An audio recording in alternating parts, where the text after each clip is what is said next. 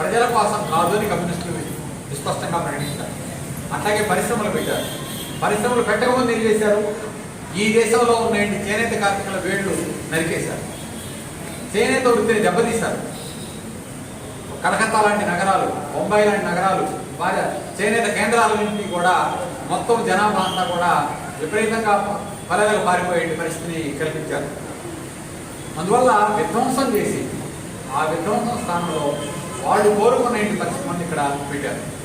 అందువల్ల ఏమిటి communist party లక్ష్యం అన్నప్పుడు వాళ్ళు ఈ దేశంలో ఉన్న జమీందారులతోటి, జాగీర్దారులతోటి కుమ్మక్కై ఒక పక్క గ్రామీణ ప్రాంతాల్లో వాళ్ళ పెత్తనాన్ని బలపరుస్తున్నారు. రెండో వైపు నుంచి పారిశ్రామిక ఉత్పత్తులన్నింటినీ కూడా వాళ్ళ కోసం చేసుకుంటూ ఈ దేశంలో ఉన్న తప్పులని తరలించుకుపోతున్నారు. కాబట్టి ప్రజలు ఏం చేయాలి అన్నప్పుడు జమీందారీ వ్యవస్థకు వ్యతిరేకంగా, జాగీర్దారీ వ్యవస్థకు వ్యతిరేకంగా ప్రజలు తిరగబడ్డమే మార్గం అని చెప్పారు. దానికోసం ప్రత్యక్షంగా పోరాటానికి నాయకత్వం ఇచ్చారు. అటు రష్యాలో ఒక రకమైన పోరాటం జరిగింది, చైనాలో ఇంకో రకమైన పోరాటం జరిగింది. ఎందుకంటే రష్యా పారిశ్రామిక ప్రాంతం కనుక కార్మిక వర్గ తిరుగుబాటు ప్రధానంగా జరిగింది. చైనా దానికి భిన్నంగా గ్రామీణ ప్రాంతాలను అభివృద్ధి చేసుకుంటూ పట్టణాలని పట్టుకునే దానికి మావో లాంగ్ మార్చ్ చెప్పారు. కాబట్టి చైనా పందానా రష్యా పందానా అన్న చర్చ కమ్యూనిస్ట్ ఉద్యమంలో 21లో ఆరంభమై ఎట్లా నడవాలి ఏమిటి అనేటి ఇది జరిగే క్రమంలో భారతదేశంలో కూడా క్రమంగా దేశ విముక్తి కోసం మనం ఏ మార్గంలో ప్రయాణం చేయాలనేటి ఒక చర్చ జరుగుతూ వచ్చింది. ఒక దారి చేసుకుంటూ వచ్చారు. ఆ దారి చేసుకునే క్రమంలోనే కమ్యూనిస్టులు తెలంగాణలో దృష్టి పెట్టారు. ఆ రోజుకి నైజాం సాయుధ ఆ ప్రాంతంలో సాగిస్తున్నటువంటి దుర్మార్గమైన పాలనకు వ్యతిరేకంగా, ఆ పాలనకు వ్యతిరేకంగా కూడా ఎట్లా మొదలుపెట్టారు అంటే నైజాం మైనర్, నైజాం నవాబు భాష ఉర్దూ, నైజాం పరిపాలనలో ఉన్న ప్రజల భాష తెలుగు. కాబట్టి తెలుగులో పరిపాలన జరగాలి, తెలుగులోనే మాకు అన్ని కోర్టుల్లో వ్యవహారాలు జరగాలి, తెలుగులోనే చదువులు చెప్పాలి, తెలుగులోనే కార్యకలాపాలను జరపాలనే డిమాండ్ కోసం ఆంధ్ర మహాసభ అనేదాన్ని పెట్టి ఆ ఆంధ్ర మహాసభలో కాంగ్రెస్ వాళ్ళు ఉన్నారు, కమ్యూనిస్టులు ఉన్నారు. అది మొదలైన రోజు క్రమంగా ఆ ఆంధ్ర మహాసభనే గుతపల సంఘంగా మార్చి అక్కడున్న స్థానిక జమీందారులకి, జాగీర్దారులకి ఈ భాష మనకి రావాలి అని అంటే కూడా జమీందారీ వ్యవస్థ పోకపోతే భాష మారదు. నైజాం దొరతనం మార్పుతోటి విడిపడింది అనే చైతన్యాన్ని ప్రజలు కల్పించి క్రమంగా భూమి సమస్య మీదకి మళ్ళించి ఆ భూమి సమస్య మీద నుంచి ప్రజల్ని ఆయుధాలు పట్టుకునేట్టుగా, కర్రలు పట్టుకునేట్టుగా, స్థానికంగా దొరికే ఆయుధాలు పట్టుకునేట్టుగా చేసి ఆ క్రమంలో గుతపల సంఘం అని చెప్పి పిలిచారు. ఆ క్రమంలోనే స్థానికంగా తుపాకులు తయారు చేసుకొని తిరగబడి గడియల్ని కోలుకొట్టే క్రమానికి దారితీశారు. 1946 నుంచి 51 దాకా తెలంగాణ సాయుధ పోరాటం సాగింది. ఈ సాయుధ పోరాటం సాగే క్రమంలోనే కమ్యూనిస్టు ఉద్యమంలో రెండో వైపు నుంచి ఈ పోరాటం సరైందేనా, ఈ పోరాటాన్ని కొనసాగించాలా లేదా, సరే బ్రిటిష్ వాడు ఉన్నప్పుడు, నైజాం నవాబు ఉన్నప్పుడు ఒక ఎత్తు, 47 ఆగస్టు 15వ తేదీ నెహ్రూ పరిపాలన వచ్చిన తర్వాత ఈ పోరాటాన్ని కొనసాగించడం కరెక్టా కాదా? పరిపాలన మారింది కదా. ఈ చర్చ కూడా కమ్యూనిస్ట్ ఉద్యమంలో జరిగినప్పుడు కమ్యూనిస్ట్ ఉద్యమం రెండు భిన్న వైఖరులతోటి కేంద్ర నాయకత్వం, డాంగే నాయకత్వం కింద ఆ రోజు నెహ్రూకి అనుకూలమైన వైఖరి తీసుకొని సాయుధ పోరాటాన్ని విరమిస్తామని చెప్పి మేము ప్రకటన చేస్తామని దగ్గరికి పోతే ఆ రోజు ఆంధ్ర రాష్ట్ర కార్యదర్శిగా ఉన్న మధుకూరు చంద్రశేఖరరావు ఒకటే హెచ్చరించాడు, మీరు అటువంటి ప్రకటన చేస్తే ఆల్ ఇండియా పార్టీకి, మా ఆంధ్ర రాష్ట్ర పార్టీకి సంబంధం లేదని మేము ప్రకటిస్తాం, మేము ఈ పోరాటాన్ని కొనసాగించదలుచుకున్నాం, తెలంగాణ లాంటి ఉద్యమాలని ఇంకా ఇతర రాష్ట్రాల్లో కూడా నిర్మించాలని పిలుపుయాలి కేంద్ర కమిటీ. ఇది మా అభిప్రాయం అని చెప్పి విస్పష్టంగా ఆంధ్ర రాష్ట్ర కమిటీ ప్రకటించింది. చంద్రరాజేశ్వరరావు, సుందరయ్య, నాగిరెడ్డి, పుల్లారెడ్డి, దేవులపల్లి వెంకటేశ్వరరావు వీళ్ళంతా ఆ రోజున రావి నారాయణ రెడ్డి, బద్దమెల్లారెడ్డి ఇటువంటి యోధానికులంతా కూడా ఆ రోజున ఆంధ్ర రాష్ట్ర కమ్యూనిస్ట్ ఉద్యమంలో ఉన్నారు.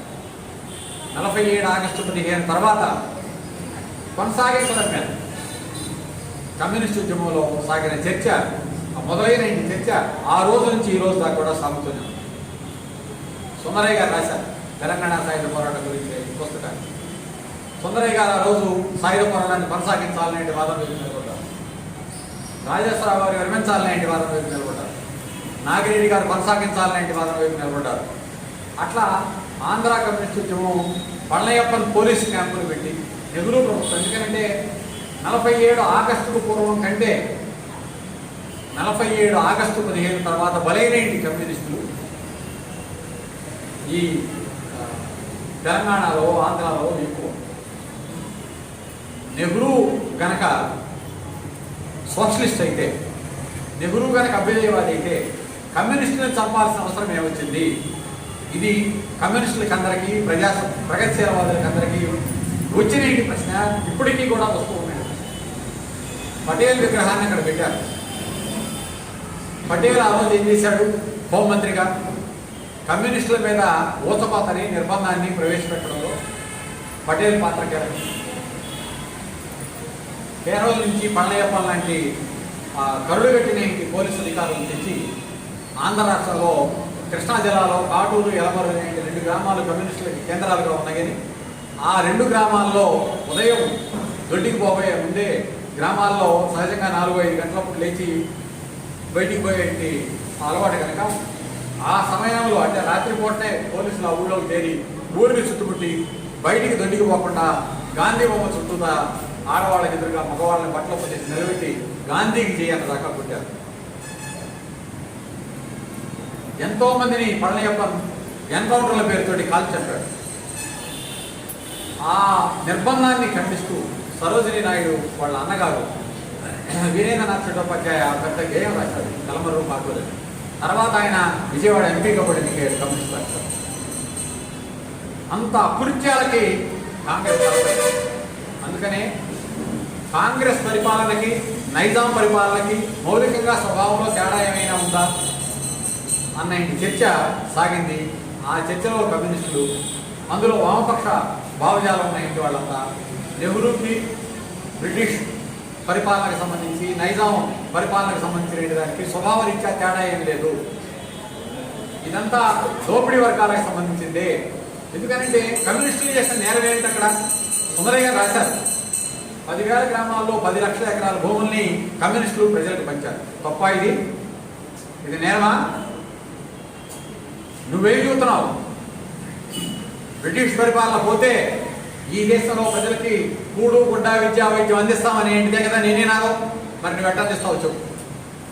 దొరల చేతుల్లో 100 ఎకరాల భూములు పెట్టుకొని, దొరల చేతుల్లో అధికారం పెట్టుకొని ప్రజల్ని బాంచన్ని కాలుతా అని చెప్పి చనుబాలు పాలించేయండి తల్లుల్ని కూడా నువ్వు తీసుకుపోయి పొలాల్లో పనిచేపిస్తూ, గుడ్లు వచ్చినప్పుడు కూడా నువ్వు పనికి రావాల్సిందేనని చెప్పి నిర్బంధిస్తూ ఎంతో దుర్మార్గంగా వ్యవహరించిన చరిత్ర నైజాం ఉంటే, ఆ నైజాం గడియనంతా కూడా గడియల నుంచి జమీందారులని పారతోని చరిత్ర కమ్యూనిస్ట్. అందుకని అక్కడ ఏర్పడిన రాజ్యం ఏమిటి అంటే ప్రజారాజ్యాలు ఏర్పడింది. ప్రజలదే అధికారం.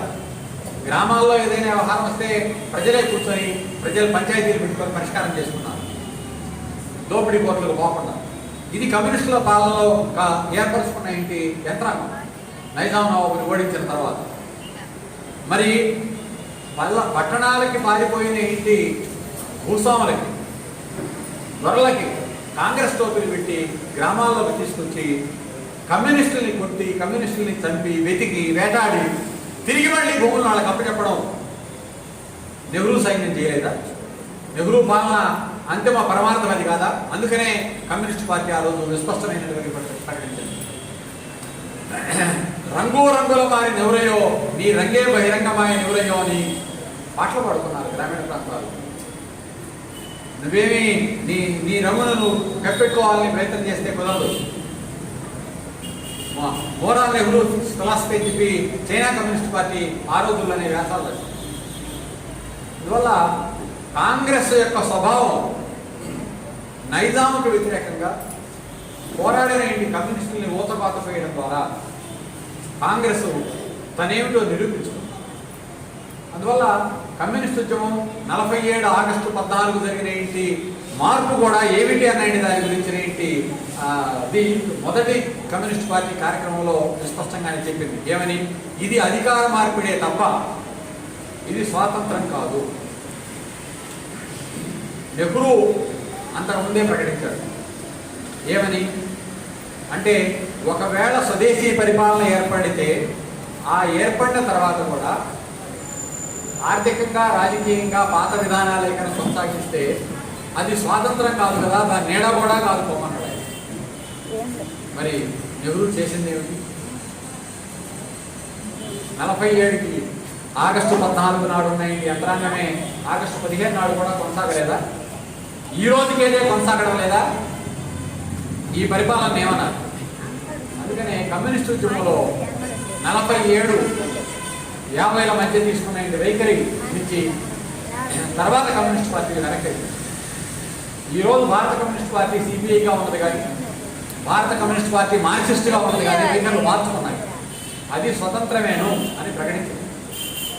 67లో సిపిఎం నుంచి చీలిన విప్లవకారులు ఆంధ్రాలో తరిమల నాగిరెడ్డి, చంద్రపుల్లారెడ్డి, జవహర్లాల్ వెంకటేశ్వరరావు, కొల్లా వెంకయ్య నాయకత్వంలో వచ్చిన ఇంటి వాళ్ళు కానీ, బెంగాల్లో చారు మజుదారు, కానుసన్యాలు, కోకన్ మజుదారు తదితరులు కానీ వీళ్ళు విస్పష్టంగా ప్రకటించారు. ఇది అధికార మార్పిడే తప్ప స్వాతంత్రం కాదు. వలస పాలనకు సంబంధించిన ఇంటి కొనసాగింపు కానీ ఇప్పుడున్న ఇంటి పరిపాలనని మేము చూస్తూ ఉన్నాం. ఎందుకు అని అంటే విదేశీ గుత్త కంపెనీలని తన్ని తెరవేయడం ఆ రోజున జాతీయోద్యమ లక్ష్యం. విదేశీ వస్త్రాలని తగలబెట్టారు. విదేశీ వస్త్రాలని కట్టుకోవద్దని కాంగ్రెస్ పిలిపించింది. ఉప్పు మీద పొన్నేయడం ఏమిటని చెప్పి సత్యాగ్రహం చేసింది. మరి 47 తర్వాత 1970 నాటి అంటే అప్పటికి 25 ఏళ్ల కాలంలో విదేశాలకు మన సంపద తరలింపు కొన్ని పదుల రెట్లు పెరిగింది. ఇదిగో మీరు చెప్పినట్టు ఎక్కడే అని చెప్పి ఆయన సోదాహరణంగా చెప్పాడు. ఎందుకంటే ఈరోజు చూడండి, మీరు మీ అందరి చేతుల్లో సెల్ ఫోన్లు ఉన్నాయి, మీ అందరి ఇళ్లలో టీవీలు ఉన్నాయి. కానీ సిగ్గుమాలిన విషయం ఏమిటంటే ఏ సెల్ ఫోను స్వతంత్రంగా ఈ దేశంలో తయారు కావడం లేదు. మీ ఇంట్లో ఉన్న ఏ టీవీకి సంబంధించిన కలర్ పిక్చర్ ట్యూబ్ ఈ దేశంలో తయారు కావడం లేదు. మీరు వాడుతున్న స్కూటర్, మీరు వాడుతున్న కారు, మీరు ఆధునికంగా వాడుతున్నవేవి ఈ దేశంలో తయారు కావడం లేదు. మొన్నెవరో సోషల్ మీడియాలో పోస్టర్ పెట్టారు. మోడీ వాడుతున్న ఇంటి కారు విదేశీది, 15 కోట్ల దాని ఖరీదు. మోడీ వాడుతున్న అద్దాలు విదేశీ, మోడీ వాడుతున్న డ్రెస్సు విదేశీ, మోడీ వాడుతున్న బూట్లు విదేశీ. కానీ ఆయన ఇచ్చే నినాదం make in India. Make in India అంటే ఏమిటి? విదేశాల నుంచి స్పేర్ పార్ట్లన్నీ, కీలకమైన భాగాలన్నీ తెచ్చి ఈ దేశంలో వాటన్నింటినీ బిగించి screw driver technology make in ఇండియాని ముద్రేసి బజార్లకు మార్కెట్లో పోతారు. ఇంతకంటే ఏమైనా ఉందా అని నాగిరెడ్డి గారు ప్రశ్నించారు. ఈ రోజుకైనా మీరు నిశ్చితంగా పరిశీలించండి.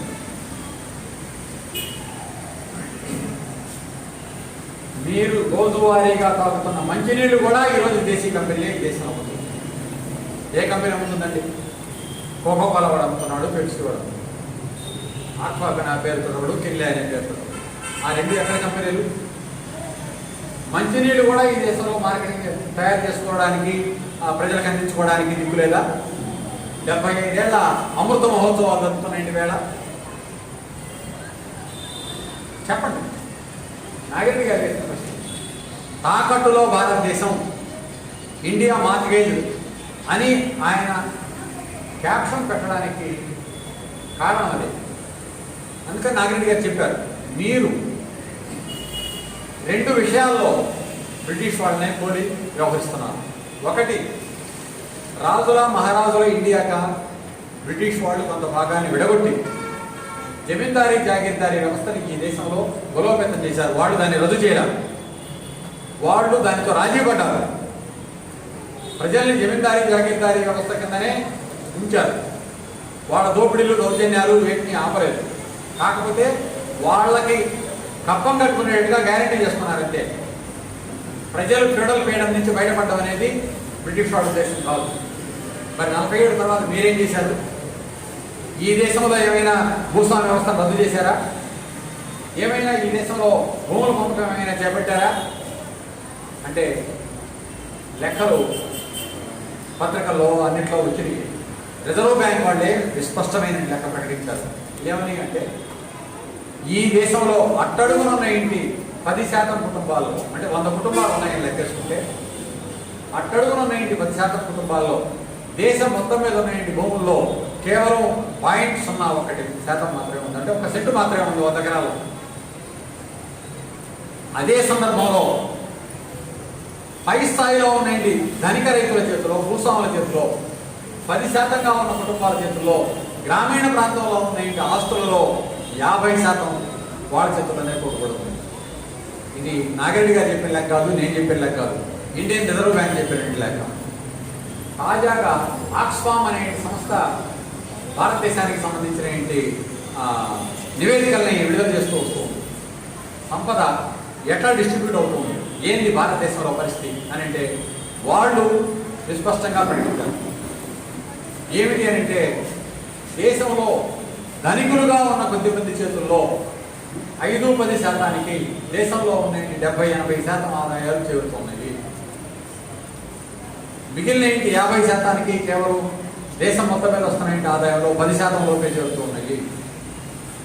ఈ ప్రకటనలో నాగరెడ్డి గారు ఒక కొటేషన్ ఇచ్చారు. ఏమిటి అని అంటే అంబేద్కర్ గారి మాటలనే చెప్పారు. రాజ్యాంగ సభలో ఈ రాజ్యాంగాన్ని ప్రవేశపెడుతూ అంబేద్కర్ గారు ఒక హెచ్చరిక చేశారు. ఏమిటి అని అంటే ఈ రోజున మనం ప్రవేశపెడుతున్న ఈ రాజ్యాంగంలో ప్రజలందరికీ సాంఘికంగా ఒకటే హక్కుని ఇచ్చాం. ఏమిటి అంటే అందరికీ ఒకటే ఓటు, అందరికీ వాక్సభా పత్రికా స్వాతంత్రాలు మనం ఇచ్చాము. ఈ విషయంలో కరెక్టే, కానీ ఆర్థికంగా ప్రజలు ఒకే రకంగా లేరు, వ్యత్యాసాలు చాలా తీవ్రంగానే ఉన్నాయి. భారత రాజ్యాంగం అమల్లోకి వచ్చిన తర్వాత ఎంత త్వరగా వీలైతే అంత త్వరగా ఈ ఆర్థిక అంతరాలను కనుక తొలగించకపోతే అట్టడుగున ప్రజలు తిరగబడి ఈ యంత్రాంగానే గొప్ప దోషి వస్తారు అని ఆయన అధికారంలో ఉన్న ఇంట్లోనే హెచ్చరించాడు. అయితే నాగరెడ్డి గారు వేసిన ప్రశ్న ఏమిటంటే ఆ 25 ఏళ్ళ ఇప్పుడు మనం వేసుకోవాల్సిన ప్రశ్న ఈ 75 ఏళ్ళ ఆర్థిక అంతరాలను ఏమైనా తొలగించారా ఈ దేశంలో? ఇంకా పెరిగినాయా? మేము నాకు గుర్తున్నంత వరకు నేను హై స్కూల్లో చదువుకునే రోజుల్లో విన్న గుర్తు ఏంటంటే అడుగునున్న ఇంటి వాడి జీతానికి అత్యున్నతమైన జీతం ఏంటంటే రాష్ట్రపతి, భారత రాష్ట్రపతి వేతనానికి మధ్య ఉన్న ఇంటి వ్యత్యాసం 8 రెట్లు. అయితే ఈ రోజున ఒక కంపెనీ CEO ఎంత తీసుకుంటున్నాడు? ఒక టాటా గ్రూప్లోనూ, ఒక అంబానీ గ్రూప్లోనూ, ఒక అదానీ గ్రూప్లోనూ కనీసం నెలకు 5-6 కోట్లు 10 కోట్లు తీసుకుంటున్నాయి గవర్నమెంట్ అధికారిక లెక్కల ప్రకారం. చివరికి భారత రాష్ట్రపతి వేతనాన్ని కూడా అది చూసి సిగ్గుపడి సవరించాల్సి వచ్చింది. మరి అడుగునున్న ఇంటి కూలి కేంద్ర ప్రభుత్వం తాజాగా చట్టం చేసింది. ఎంత రోజువారీ కూలి నిర్ణయించిందో మీకు తెలుసా? కరోనా బిగిన్ కాకముందు 2019లో వచ్చిన లెక్కన ఏమిటంటే 2018 నాటికి దినసరి కూలీగా 76 రూపాయలు నిర్ణయించారు.